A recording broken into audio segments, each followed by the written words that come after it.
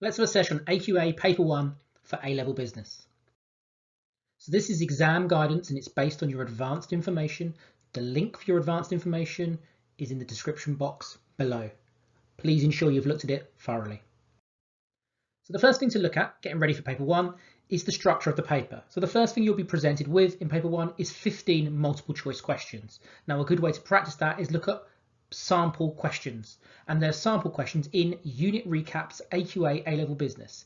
You can see it's there on the channel page. Follow that and you'll see lots of questions for multiple choice style questions. It's worth practicing them.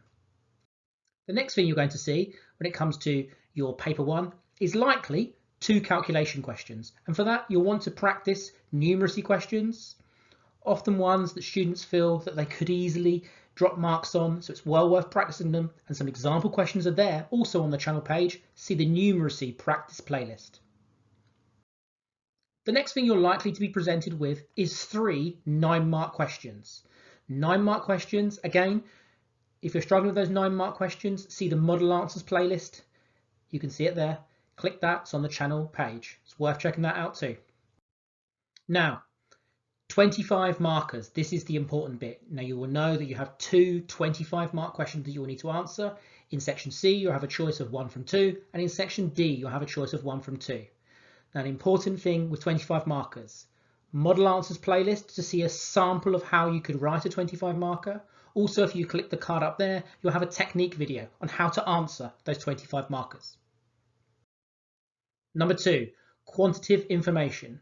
So in the advanced information, it suggests percentage changes will come up, so know how to do percentage changes. It also says standard graphical forms will come up, which suggests break even could be an important concept to understand. So we're thinking about the formulas, you can see them there, fixed cost divided by contribution per unit. Now remember, contribution per unit, CPU, is the selling price, the price, minus the variable cost per unit. And you might need to know both of those formulas to answer.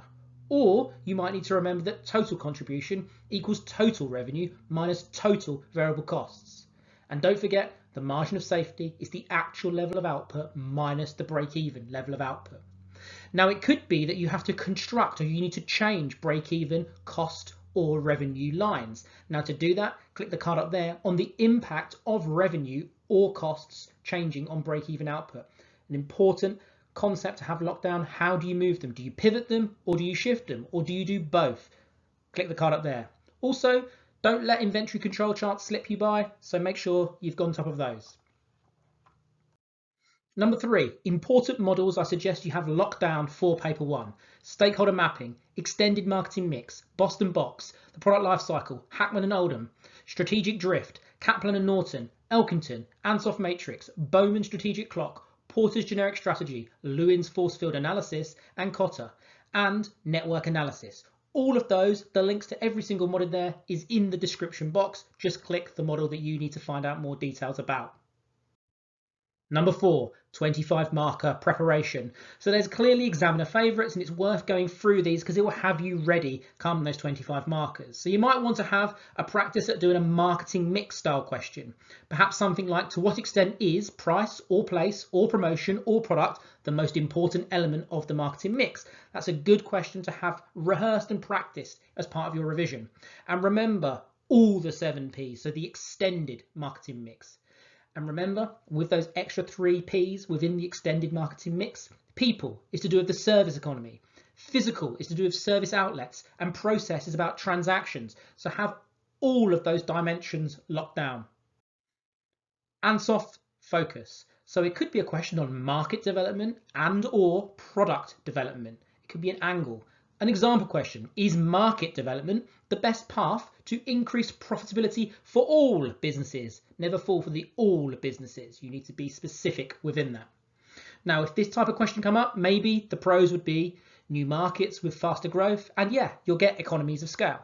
However, there could be cultural risks, exchange rate risks, because they might fluctuate, or there could be different or new legislation in those other countries. And soft focus.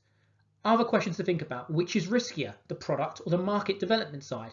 There's a model answer, if you click the card up there, to make sure you've gone through that. Be aware of ANSOF type questions on market or product development. Profit focus. There could be a profit style question. Is profit the most important aspect in judging the performance of a business? And remember, profit clearly has advantages in terms of how you would judge the performance of a business, but you need to think about the other side. So Kaplan suggests it's more than finance, that it's a holistic view, that there's customer perspective, there's internal business process, there's learning growth focus. So no Kaplan and Norton Well. Additionally, no Elkington Well with the TBL model, the triple bottom line model. People and planet count too. But of course, profit is important. Other areas to look at for your 25 marker preparation: competitive advantage, low cost or differentiation, the pros and cons of each, economic factors versus legal or political factors, which are more important, are financial ratios useful, yes or no, will flexible organisations always avoid strategic drift.